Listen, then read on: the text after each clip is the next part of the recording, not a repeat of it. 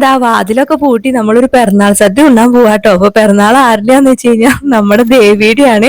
നമ്മുടെ മാണിക്യമംഗലം കാർത്തിയായനി ദേവിയുടെ പിറന്നാൾ. അപ്പൊ വൃശ്ചിക മാസത്തിലെ കാർത്തികയാണ് അമ്മയുടെ പിറന്നാളായിട്ട് ആഘോഷിക്കുന്നത്. അപ്പൊ ഇന്നലെ വൈകുന്നേരം നമ്മുടെ വീടിന്റെ ഫ്രണ്ടിയെ കൂടെ അത് അമ്പലത്തിലേക്ക് തെടമ്പ് കൊണ്ടുപോകണതാട്ടോ. തെടമ്പാന്നുണ്ടെങ്കിലും തിരുവാഭരണാന്നുണ്ടെങ്കിലും നമ്മുടെ മനയിൽ നിന്ന് നേരെ അമ്പലത്തിലേക്ക് നമ്മുടെ വീടിന്റെ ഫ്രണ്ടിയെ കൂടെ ആട്ടോ കൊണ്ടുപോവുക.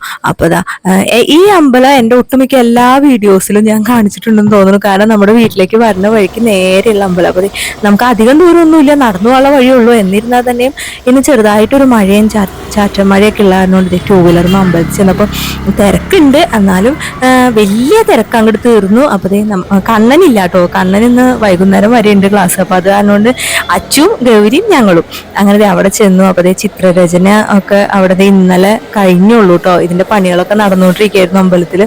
അപ്പൊ അതൊക്കെ കഴിഞ്ഞ് നമ്മൾ അമ്പലത്തിലൊക്കെ ഒന്ന് നിന്ന്. അപ്പൊ ഉച്ച സമയമാണ്. അപ്പൊ എല്ലാവരും സദ്യ ഉണ്ടായി. നമ്മുടെ ഈ മാണിക്യമംഗലം കാലടി ഭാഗത്തുള്ള ഒട്ടുമിക്ക എല്ലാവരും ഈ അമ്പലത്തിൽ കാർത്തികയുടെ അന്ന് ഇവിടെ നിന്ന് ആട്ടോ ഭക്ഷണം കഴിക്കുക. കാരണം ദേവിയുടെ പിറന്നാൾ സദ്യയല്ല. അപ്പൊ നമ്മൾ കഴിക്കാൻ അതുപോലെ തന്നെ അച്ചു ചെന്നപ്പോൾ കഴിക്കാനായിട്ട് വലിയ താല്പര്യം കാണിച്ചില്ല കേട്ടോ. കൊച്ചിന് ക്ലാസ് എക്സാം കഴിഞ്ഞ് വന്നപ്പോൾ ഞാൻ ചോറ് കൊടുത്തിട്ടാണ് കൊണ്ടുവരുന്നത്. അപ്പൊ പപ്പടം, സാമ്പാർ, അവിയൽ, എരിശ്ശേരി, തോരൻ, പായസം ഇത്രയൊക്കെ ആയിരുന്നു. അങ്ങനത്തെ നമ്മളെല്ലാവരും ഭക്ഷണമൊക്കെ കഴിച്ച് പായസവും കുടിച്ച് കണ്ണനുള്ള ഒരു ഗ്ലാസ് പായസവും കൊണ്ടുതാ തിരിച്ച് വീട്ടിലേക്ക് പോവാട്ടോ. അപ്പൊ ഇന്ന് ഇത്രയേ ഉള്ളൂ.